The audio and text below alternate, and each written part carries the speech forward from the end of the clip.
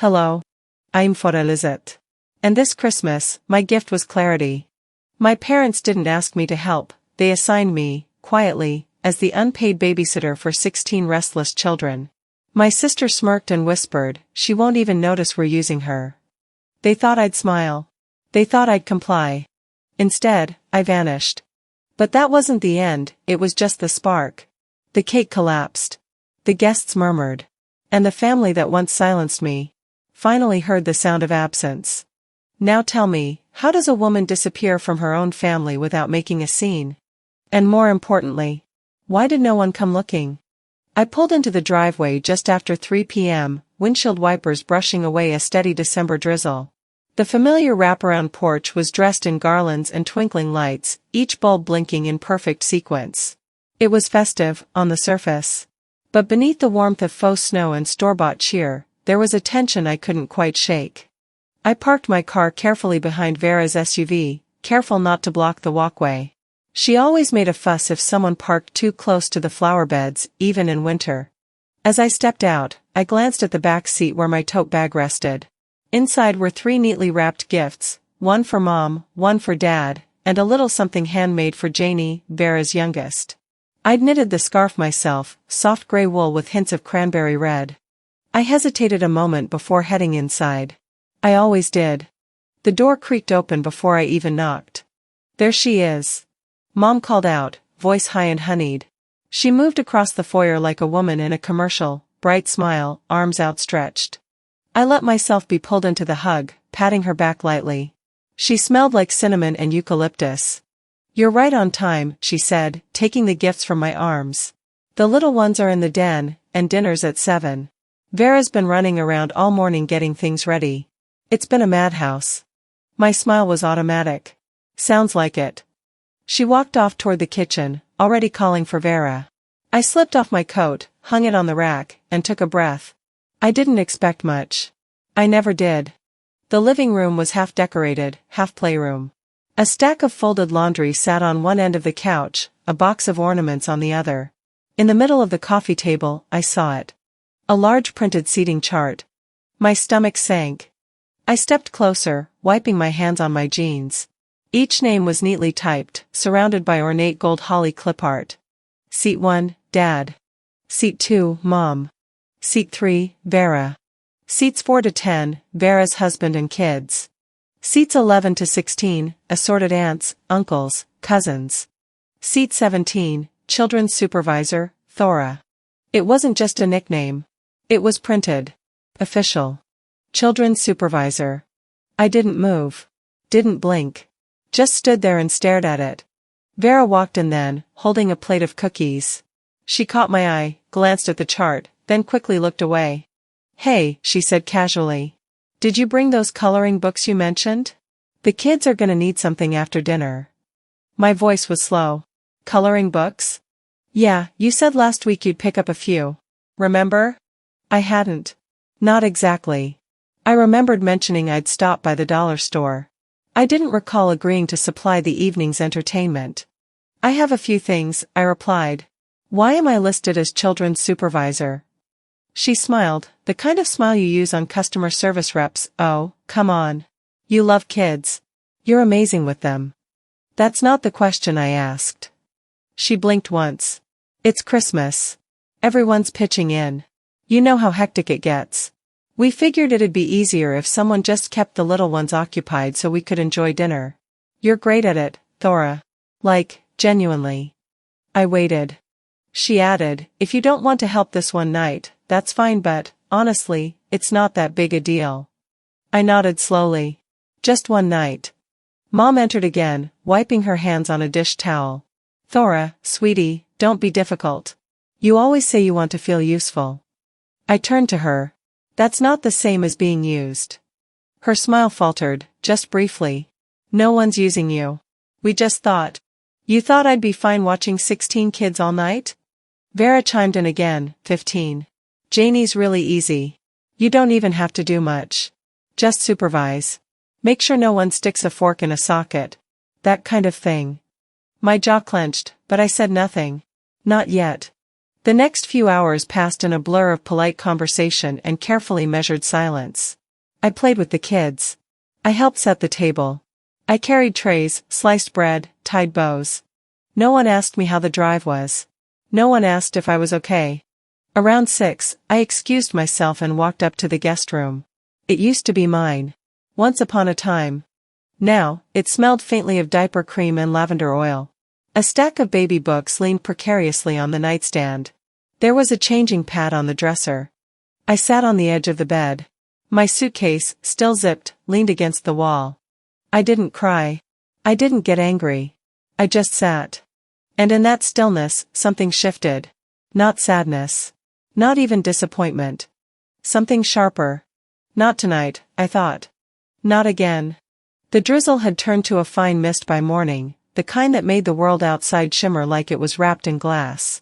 The house was already alive with the sound of Vera's voice echoing through the hall and the faint laughter of her kids. The smell of cinnamon rolls filled the air, sweet, inviting, and somehow suffocating. I slipped into the kitchen before anyone noticed me, still in my flannel shirt and socks. The coffee pot gurgled. I poured myself a cup, adding just a touch of cream, and leaned against the counter, trying to look like I belonged there. Mom brushed past me, humming as she sprinkled powdered sugar on the rolls. "Morning, sweetheart," she said without looking up. "Could you make some cocoa for the little ones? They've been asking for Aunt Thora's special recipe all morning." "Sure," I said, automatically. I always said yes before I could stop myself. I found the cocoa mix, grabbed a pot, and started whisking milk over the stove. The kitchen window was fogged, but through it, I could see Vera outside on her phone. She paced the patio, one hand in her hair, the other gesturing as she spoke. I could only hear muffled words over the hum of the vent fan. When the cocoa was ready, I poured it into small mugs, 6 of them, each with a different cartoon face. Janie peeked in, grinning. "You always make it better than Mom does." I smiled. "That's because I stir in the magic." She giggled, taking 2 mugs and carefully walking them out. It was almost peaceful for a moment. The sound of the kettle, the scent of chocolate, the familiar rhythm of doing something simple and good. Then Vera's voice cut through the air. "She's already here, so we're all set." I froze. The window was open just a crack now, enough for her words to drift in. "No need to stress about childcare," she continued. "Thora's basically like a pro. Doesn't even need asking. She'll take it as a family favor, like always." A man's voice, her husband, Jason, answered, though I couldn't make out the words. Vera laughed softly, that airy laugh she used for audiences. "Honestly," she said, "it's better when she stays busy. You know how she gets when she tries to be part of things." My fingers tightened around the mug I was drying. "Better when she stays busy." The words echoed like a slap. I turned off the stove, straightened my back, and glanced around the kitchen. Everything looked perfectly normal, bows on chairs, silverware lined up, a candle flickering on the counter. It was all so neat, so deceptively kind. I should have walked away right then, but instead I stepped closer to the window. Vera's reflection glinted in the glass, phone still pressed to her ear, smiling as though she were discussing the weather. I remembered the last time she'd said something like that. 2 years ago, when Dad was in the hospital. She'd told the nurses, "Oh, my sister loves staying here overnight. It makes her feel useful." And I had stayed, 2 weeks straight, while she posted about family strength online. I exhaled slowly and turned away from the window. By the time I carried the empty mugs back to the sink, my heartbeat had steadied into something cold and steady. Around noon, I joined the chaos in the living room. Wrapping paper covered the floor like fallen snow. The kids were tearing through gifts while Vera and Mom exchanged knowing smiles over their coffee. Janie tugged at my sweater. "Aunt Thora, can you help me find my tablet? Mom says it's somewhere in the guest room." "Sure, sweetheart." We went upstairs together. The guest room looked like a small tornado had passed through it, ribbons, boxes, discarded tags. I spotted the tablet under a pile of gift bags. As I handed it to her, the screen lit up. Notifications flooded the display. Family planning thread, Christmas Eve Christmas tree. The preview showed messages scrolling fast. My breath caught. Janie handed me the tablet innocently. "Can you close that? It keeps popping up." Of course. I pressed the screen, meaning to lock it, but my eyes landed on one message before it disappeared. Vera, let's keep things smooth. Thora doesn't need to know about the dinner announcements. She'll be busy anyway. Mom, she's always good at helping. Let's not overwhelm her with details. The tablet dimmed, and I stood frozen, the light flickering against my hands. Janie looked up. Did I do something bad? No, honey, I whispered. You didn't. She took her tablet and ran off. I sat down on the edge of the bed, staring at the wall. My ears buzzed. Every Christmas, every family gathering, every favor I'd done without complaint, they all blurred into one long act of quiet compliance. Downstairs, laughter burst from the kitchen. Vera again. She had the kind of laugh that filled space, left no oxygen for anyone else. I smoothed the bedspread with my palm, tracing the embroidered flowers like they might give me an answer. How many times had I told myself that doing what's right means keeping the peace? That love was measured in endurance? A timer dinged somewhere below, followed by the clatter of plates. I stood up, brushed imaginary lint from my jeans, and looked at my reflection in the mirror. My hair had fallen loose from its clip, soft strands curling near my jawline. I didn't look angry. I looked tired. Dinner came and went in predictable patterns, Vera holding court, Mom refilling glasses, Dad half listening with a polite nod. I said little, smiled when spoken to, and laughed when expected. Every word felt rehearsed. After dessert, I volunteered to take out the wrapping paper scraps. It gave me a reason to step outside. The cold hit my face like truth. The trash bin sat near the side of the house. As I tossed the last of the ribbons, I looked up at the kitchen window again. Light poured out, warm and golden. Through the glass, Vera was holding her phone up, filming the kids for her feed. Her voice drifted faintly through the damp air. Family time is the best time, she said cheerfully. Something in me snapped and stilled at once. I wasn't angry anymore. I was aware. When I came back inside, no one noticed I'd been gone. The TV played softly, the tree twinkled, and Vera was talking about how she'd managed it all, without breaking a sweat. I slipped upstairs again later, my mind replaying every phrase, every laugh I'd overheard. They thought I'd never leave because I never had. They thought silence meant agreement. But silence can hold more than surrender. I opened my laptop, created a new note, and typed the title, Exit Plan, December 24th. Underneath it, I wrote 3 lines. Don't announce it. Don't apologize. Just go. The wind outside rattled the window pane as if in agreement. I closed the computer, wrapped a blanket around my shoulders, and sat on the back porch. The sky was black velvet, faint stars barely visible through the clouds. Somewhere in the distance, a church bell chimed. Inside, laughter echoed again, muffled by the walls. I sipped the last of my cocoa, now cold, and whispered to no one, not part of the plan, huh? The night air carried it away. I don't remember falling asleep that night. I do remember the cold that crept in around 2 a.m., even through the thick quilt on the guest bed. The silence in the house was heavy, not peaceful, but weighted. Like the whole place was holding its breath. By morning, my body moved out of habit. I got up, brushed my teeth, tied my hair back. The moment I stepped into the hallway, I could hear the house was already alive, kids darting across the hardwood floors, Vera's voice bouncing off the kitchen tiles, Mom calling for someone to set out the fancy plates. I walked downstairs slowly, knowing I wouldn't find peace, but also not wanting to give them the satisfaction of seeing me flustered. In the living room, there was already a pile of wrapped gifts under the tree. Vera stood by the fireplace with a mug in one hand and a Sharpie in the other, scribbling names on last-minute tags. Mom stood nearby, directing traffic like a wedding planner with a clipboard. "Oh good, Thora," Mom said, noticing me. "Can you help sort the presents? We're trying to organize them by family, but the kids keep rearranging everything." I nodded. "Sure." I crouched by the tree and began organizing the boxes. A few were clearly for the little ones, wrapping paper covered in snowmen, big curly bows, names written in glitter pen. Then there was a rectangular box tucked to the back, wrapped in muted plaid. I reached for it, and my breath caught. The wrapping paper was familiar. Too familiar.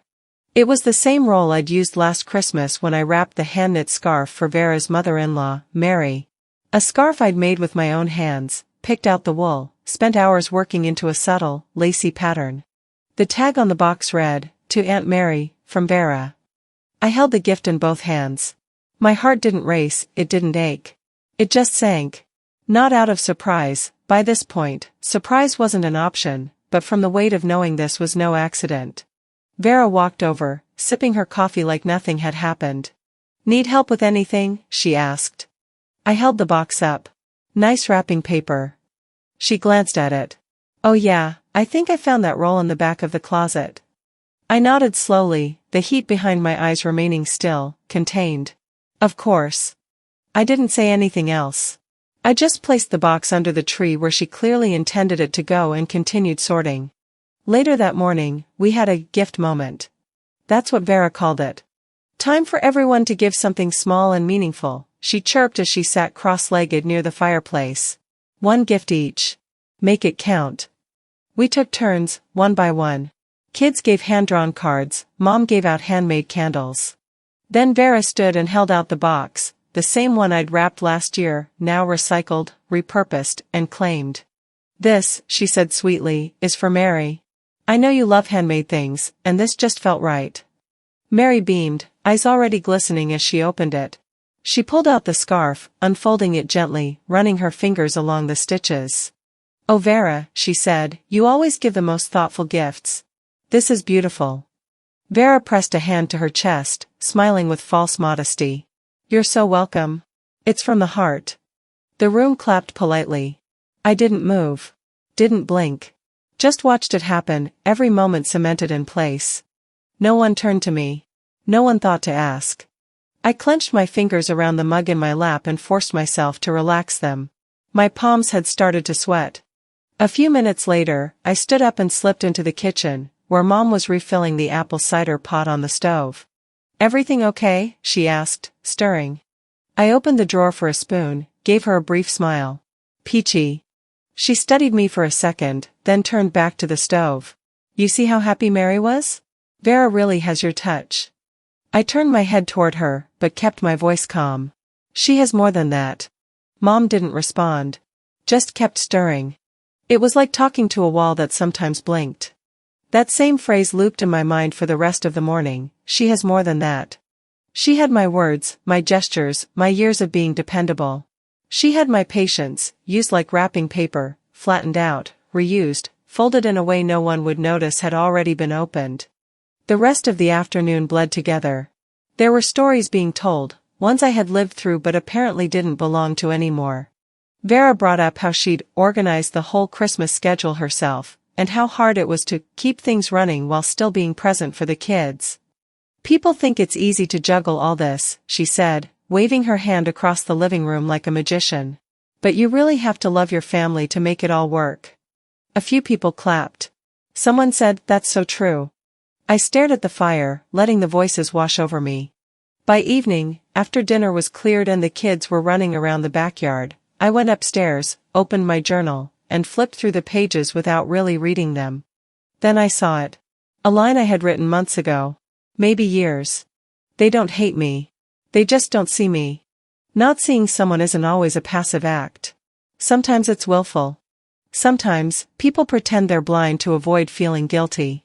And sometimes, they look you right in the face and choose not to notice.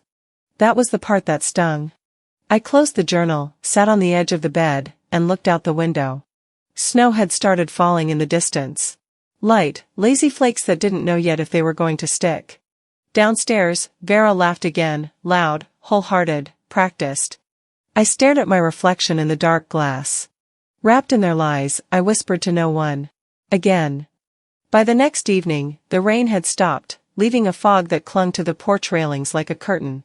Inside, the house buzzed with low chatter and the soft clinking of glasses. Vera had insisted we all dress nice for dinner, though she said it in that tone that made it sound less like a suggestion and more like a directive. I slipped into a navy sweater dress, pinned my hair back, and took one last look in the mirror. The lines around my eyes were a little deeper than I remembered. They weren't from age, not really. They were from years of biting my tongue. Downstairs, the dining table gleamed under the light of Mom's crystal chandelier. Every plate had a gold-rimmed napkin ring, every glass perfectly aligned. She was in her element, making something look flawless, even when it wasn't. Dad sat at the head of the table, his posture stiff but proud, as if this whole performance was proof that our family still functioned.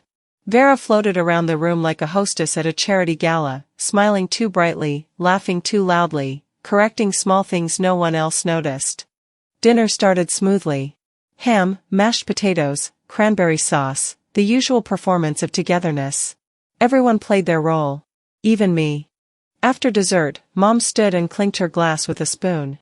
"Before we moved to coffee," she said, her voice sweet but steady, "your father and I wanted to share something special with you all." The television flickered to life behind her. A home video started to play, grainy clips of summers passed at the Lakeview cabin. The one our family had owned for decades. The one I had cleaned, patched, and helped restore when the roof leaked. The music was soft piano, sentimental, the kind you'd expect in an old photo montage. Kids running on the dock, Dad fishing, Vera roasting marshmallows while wearing designer sunglasses. My younger self appeared in one quick frame, carrying a bucket of paint, hair tied back, sweat on my forehead. The camera panned away before I could even register my own face. Then, Mom's voice narrated from the video, "Our family traditions are what hold us together. And we're proud to see those traditions carried on so beautifully." The words, "We've decided to pass the Lakeview cabin to Vera and her family," appeared across the screen in elegant gold script. Applause followed, light, polite, automatic. I stared at the TV. My name wasn't mentioned once. Not in the narration, not in the captions, not in the thank yous that followed. I felt my chest tighten, not with shock, but with the kind of ache you get when an old bruise is hit again. "Isn't that wonderful?" Mom said, smiling at Vera. Vera pressed her hand to her heart like she was accepting an award. "It's such an honor. We'll keep it exactly as it is." Aunt Nancy leaned toward me, whispering, "Did you ever get your turn with the cabin, dear?" I smiled politely. "I used to clean it every summer." She blinked, confused. "Oh, I thought you just visited." "No," I said softly. "I worked." Dad cleared his throat and began thanking everyone for their years of contribution. Vera's husband took his hand and said something about keeping the family legacy strong. I wanted to laugh. The irony was so sharp it nearly cut through me. When the lights came back on, I caught my reflection in the window across the room. I looked calm. Perfectly still. Mom crossed the room to hug me, that same saccharine warmth in her eyes. "You're not upset, are you?" "Should I be?" "Oh, honey." She chuckled lightly. "You've always been our little helper. You never needed the spotlight." Little helper. It hit harder than any insult could. I remembered being 8, standing on a stool to reach the sink, Mom patting my head and saying, "My little helper." I'd felt proud back then, important. Useful. Now, the words felt like a chain being yanked tight. I pulled away gently, murmuring something about checking on the coffee. In the kitchen, I gripped the counter and tried to breathe evenly. I could hear their voices in the next room, the laughter, the way Vera's name kept coming up. I glanced at the framed photos on the wall. Almost every one was centered around Vera, her wedding, her kids, her business ribbon cutting. In the corner of one group shot, I spotted a sliver of my own hair, cropped out of focus. The realization came slow and cold. I wasn't a person in their story anymore. I was the background. The scenery. Mom walked in behind me, carrying empty plates. "You okay?" she asked without real concern. "Fine," I said. "Just cleaning up." "You know," she said with a sigh, "not everything has to be a big deal. We all play different roles. You've always been so grounded. The practical one. It's what makes this family work." I turned to face her. "Does it work, though?" Her smile wavered. "Excuse me? If something only works because one person never gets to stop fixing it, does that really count as working?" She looked at me like I was speaking a language she didn't understand. "You're tired," she said finally. "Get some rest. Tomorrow's a new day." I nodded, though I knew rest wasn't coming. Later, in the guest bathroom, I ran cold water and splashed my face. The fluorescent light buzzed softly overhead. When I looked up, my reflection stared back, older, sharper, more aware. "That was the last gift I expected," I whispered to her. "Invisibility." The water ran down the sink in steady streams, washing away what little patience I had left. I dried my face with a hand towel and stood there for a moment longer, listening to the muffled laughter echoing through the floorboards. They were still celebrating. And I was done pretending to clap. The next morning arrived not with peace, but with routine.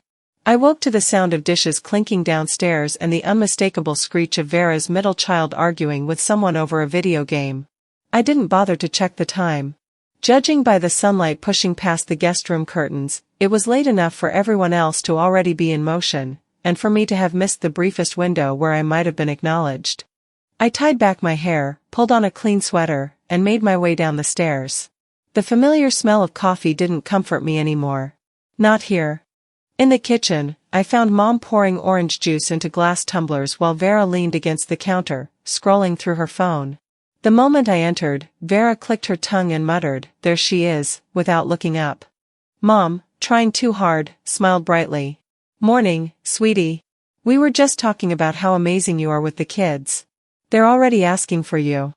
I offered a polite nod, though inside I'd already braced for whatever was coming. "Actually," Vera chimed in, glancing at me now, "could you help Janie set up the craft table? And maybe pop some popcorn? I promised the other moms we'd run a little holiday movie corner this afternoon. We'll be gone for a couple of hours, Monty Pitas and a quick stop at the spa. You don't mind, right?" There it was. The ask dressed as a compliment. "Of course," I said evenly, already reaching for the popcorn bags. "Just point me to the list." Vera smiled, clearly taking my calm as compliance. She opened the junk drawer, pulled out a folded sheet, and handed it to me like it was a grocery list.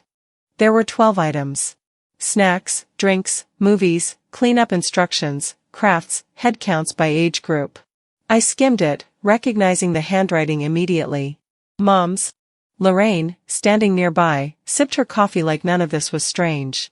"You've always been so organized, Thora. It's your gift." I nodded once, then walked away. There was nothing to say that wouldn't ignite a scene, and they knew I wouldn't be the one to light it. Not yet. By 10 a.m., Vera and Mom were gone, and I was alone in the living room with a tidal wave of children. The older cousins had vanished, retreating upstairs with their phones and snacks. The men were in the den, absorbed in football. I was on my own. I made the popcorn. I set up a coloring station with crayons and snowflake stencils. I organized the little ones into movie groups, played the opening scene of The Polar Express, and explained to 3 toddlers why we don't eat glue. As I was arranging juice boxes in a cooler, I felt a small hand tug my sweater. Janie looked up at me with wide eyes. "Mommy says you're the babysitter," she whispered, "but you look prettier than Miss Donna." Behind her, a few adults chuckled. Someone murmured, out of the mouths of babes, and the laughter rose like smoke. I crouched, eye level with Janie.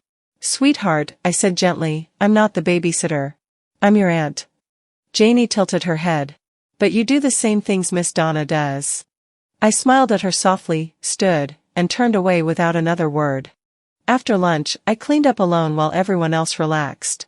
The dishwasher whirred quietly. My back ached. My hands smelled like peanut butter and cinnamon. No one came to check on me.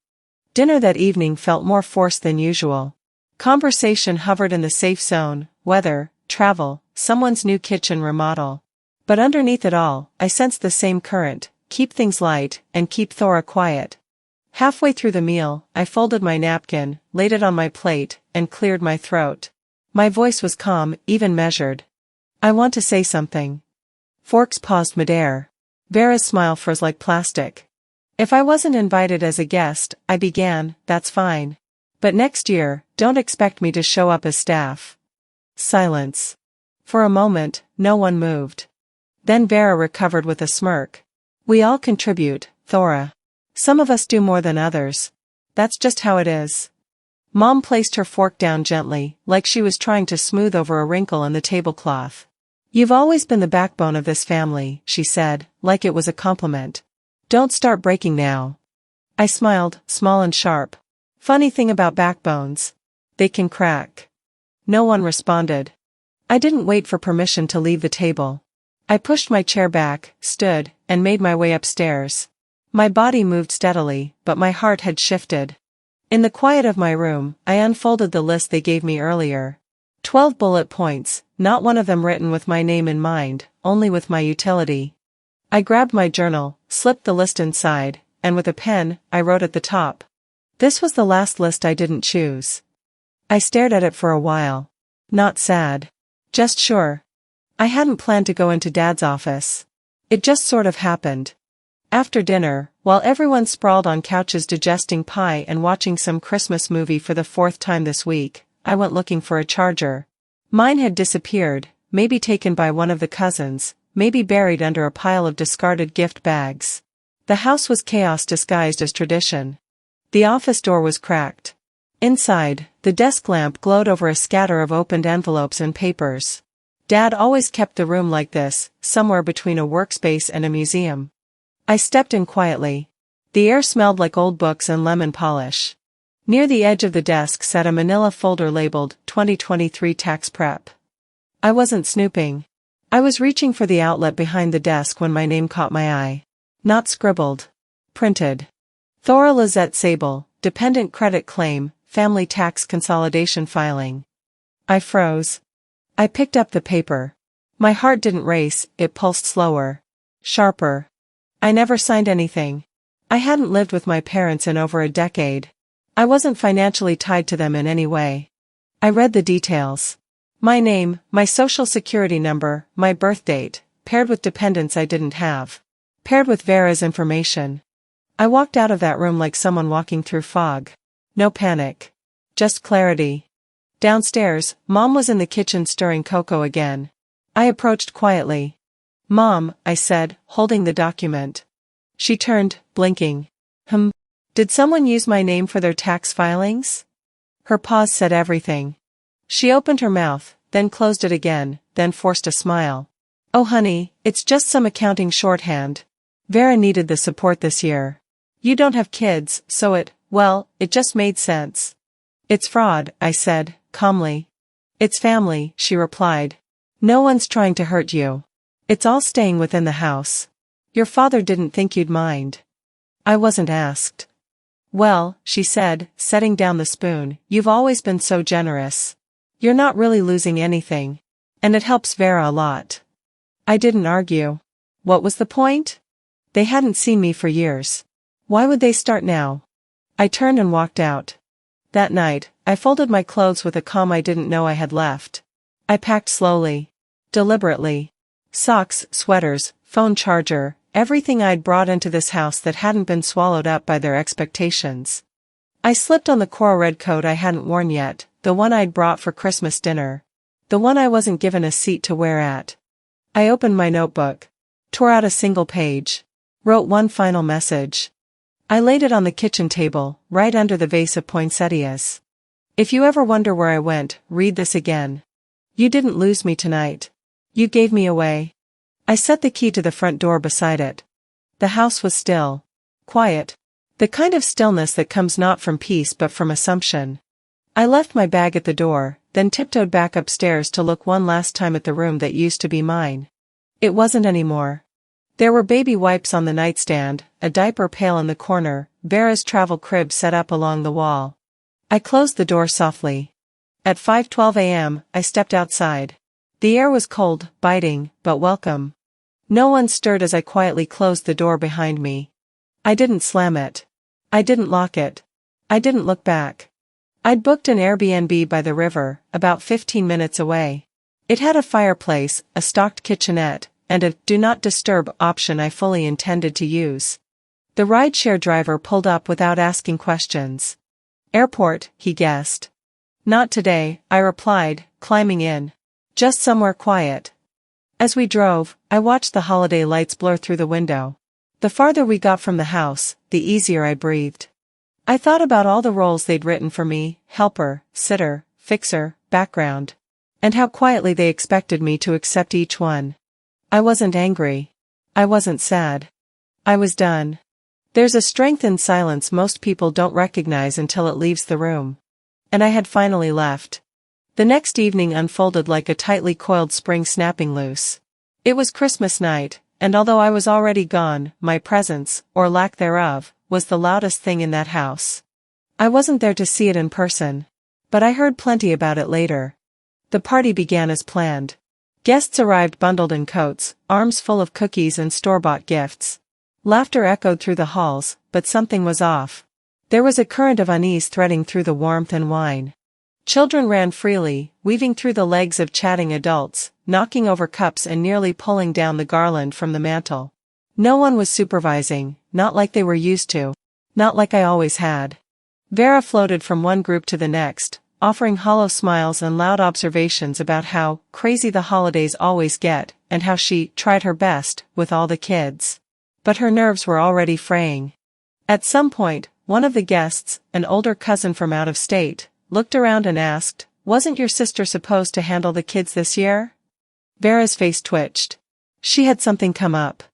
The cousin raised an eyebrow. "Oh. Well, I thought that woman I saw earlier was hired help. Turns out, she's your sister?" "No," Vera said sharply. "She was family." The words hung heavy in the air, slipping out before she could wrap them in the usual sugar. Was. Meanwhile, in the living room, Janie proudly held up her crayon masterpiece, a drawing of the family gathered around the tree. Stick figures smiled under a crooked star. Everyone had a name written in large, block letters: Mommy, Daddy, Grandma, Grandpa, cousins, even the dog. Aunt Mary knelt down to admire it. "Oh, look at everyone. This is precious." Then someone asked the inevitable. "Where's Aunt Thora?" Janie tilted her head. "She doesn't sit with us. Mommy said she doesn't like pictures." The hush that followed was instant and deafening. Even the television seemed to lower its volume. Mary glanced at Vera, who looked away, then back at Janie. "Well, maybe we just forgot to draw her in this one." "No," Hani insisted. "She wasn't here last Christmas either. She always works. Mommy said she likes staying in the kitchen." It wasn't said cruelly. It wasn't even said with malice. It was just a child's understanding of truth. Truth with no filters. Truth that cuts clean. The rest of the evening unraveled like an old threadbare sweater. Someone spilled red punch on the carpet. A toddler fell down the stairs, only 2 steps, but enough to cause a scene. The older kids complained about boredom. The food got cold because no one remembered to preheat the oven for the second round.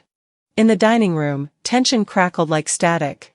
Edric Monroe, who'd been quiet the entire night, finally stood and spoke in that deep, measured voice people usually only use when something important needs to be said. "There's something profoundly broken in a family that remembers the help but forgets the heart." Every head turned. Vera blinked fast, her expression struggling to hold itself together. "Excuse me?" Edric didn't raise his voice. He didn't need to. "I've been coming here every Christmas since your father brought me home from the service. I've watched this family change. And I watched Thora become your cornerstone, year after year, while you treated her like the drywall. Necessary, but never admired." "Thora chose to leave," Vera said tightly, voice too high now. "She walked out like a child. That's not my fault." "No," Edric replied, his voice cutting clean. "She walked out like a woman who was finally done being treated like one." Silence again. This time, it wasn't just awkward. It was revealing. Mom stood near the window, gripping her wineglass a little too tightly. Dad shifted in his chair, his mouth half open as if searching for words that wouldn't come. No one looked Vera in the eye. It only took one crack for everything to crumble. One absence. One empty chair. And suddenly, the people who had dismissed my presence were scrambling to explain my absence. Later that night, while guests collected coats and the kids were corralled for bedtime, Vera retreated to the kitchen. She shut the door behind her and leaned against the counter, her fingers trembling. She pulled out her phone and stared at the last text she'd sent me hours ago. "Are you serious? You're going to bail on us now? This is Christmas." I hadn't replied. Across the house, Edric sat alone on the back porch, smoking a pipe like he did every Christmas after the guests left. Lorraine stepped out to offer him a slice of pie. He declined. "She'll come back," she said, more to herself than to him. "No," Edric answered. "Not as long as you keep calling what you did normal." And that was the moment my silence became the loudest thing they'd ever heard. Edric's words had landed like a match in a dry field, and while I hadn't been there to watch the blaze, I could feel the smoke even from miles away. I was sitting near the window of my Airbnb, a cozy one-bedroom nestled along the edge of the river. The Christmas lights strung across the neighbor's porch blinked slowly in the dark, casting reflections in the water that looked calmer than anything I'd felt in days. A warm mug of cocoa sat in my hands. I hadn't sweetened it. I didn't need to. The first message came through just after 7:30 p.m. Mom, sweetheart, please call me. We're worried. Then, 2 minutes later. Vera, this is ridiculous. We didn't even ask that much of you. And then another. Jason, her husband this time, the kids are running wild. I don't know what to tell people. Can you just come help for a bit? I didn't answer. Instead, I opened the book I'd packed but hadn't had time to read. My thumb grazed the pages slowly, but my mind wasn't with the story. It was still back at the house, imagining it unraveling, imagining the carefully constructed illusion of order slipping away. By 8 p.m., it had gone from mild panic to full spiral. Nancy, Vera's in tears. The cake collapsed. The kids are screaming. Everyone's asking where you are. Followed by, are you happy now? It was almost funny how quickly the narrative shifted, from me being unnecessary to being the very glue holding it all together. Funny in a way that wasn't humorous at all. I set the phone face down on the table and watched steam curl from the surface of my mug. This, right here, this silence, was mine. And they didn't know what to do with it.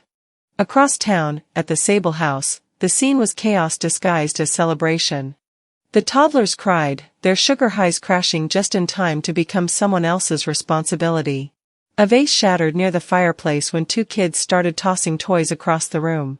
No one had thought to prep snacks for the second wave of guests. The oven had been set to the wrong temperature. The turkey had gone cold. Vera tried to maintain control, dashing from one crisis to the next, smile pinned tight, voice just a touch too loud. It's fine. Everything's fine, she repeated. It's just kids. It's Christmas. This is what happens. But no one was listening. Not really. Aunt Connie asked quietly, didn't Thora usually handle this kind of thing? No one answered. By 8:45, the older kids had retreated to the den.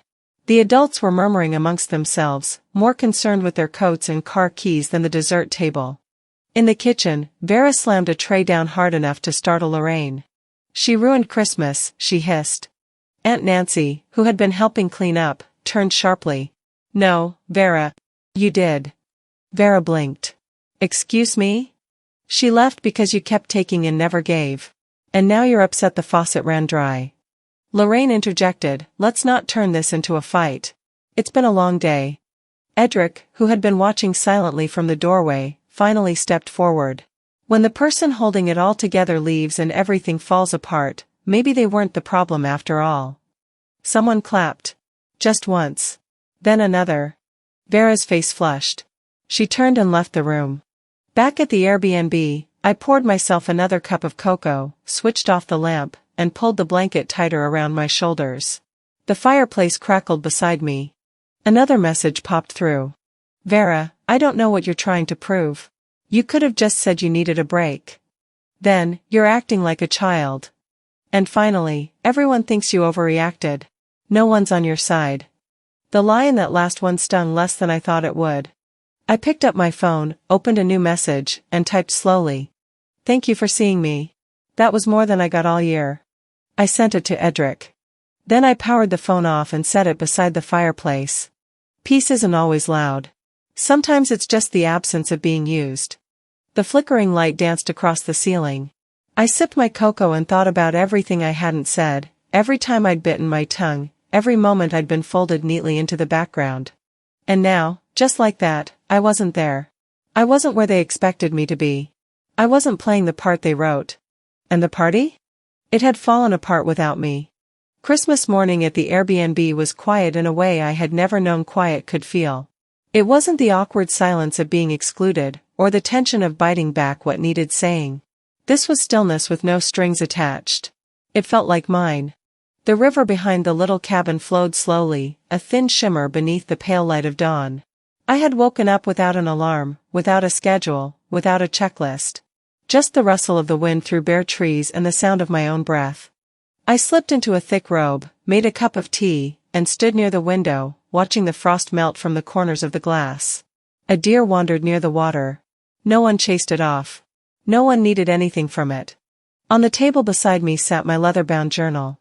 I picked it up, flipped past notes written in exhaustion, pages filled with words I couldn't say out loud. Toward the back, I drew a small square and filled it in with one word. Peace. Not a slogan. Not a seasonal greeting. Just the thing I had been aching to feel. I sat with it for a moment, tracing the letters like they were sacred. Then, I opened the envelope I'd carried with me all this time. The one I had never had the courage to reread until now. It was a letter from my grandmother. She'd passed 6 years ago. Quietly. Gracefully.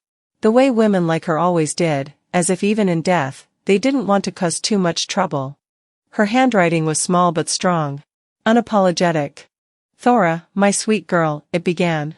Conformity isn't loyalty, sweetheart. And family that needs you silent isn't family, it's a cage. You don't owe anyone your voice, your energy, or your peace just because you share a last name. And the day you realize that, I hope you set yourself free without asking permission. You are not selfish for saying no. You are not ungrateful for choosing joy. I read it aloud, my voice steady. When I finished, I folded the letter neatly and slipped it into the back pocket of my journal. It didn't feel like an ending.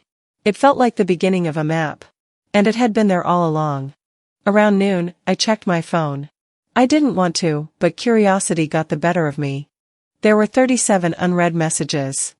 2 were from Vera's publicist, asking if I would mind making a statement clarifying that I hadn't been mistreated, as it might impact her brand. 3 were from Lorraine. 1 was an email. She wrote, "You could have handled it differently. The whole family's on edge. Vera's devastated. She's trying to hold everything together and you just disappeared. I'm not saying you were wrong, but there were better ways." I didn't reply. Not out of anger. Just because there was nothing left to say that they'd be able to hear. Vera had posted a photo to her feed, a carefully posed shot of her with her kids, smiling by the half-decorated tree. The caption read, "This year, I learned that family means picking up the pieces, even when others drop them. Grace Healing moving on." The comments were mixed. Some gushed about her strength. Others, people who had apparently heard things from guests, weren't as generous. Maybe if you hadn't burned out your sister, she'd still be around. Is this the same family values coach who let her sister play maid? Healing starts with accountability. She had turned my absence into a narrative, a brand moment. And still, not once did she mention my name. But one message stood out. It was a card that came by mail 3 days later, no subject line, no return address. Inside was a handwritten note from Edric. "I never saw them listen so closely as when you were gone.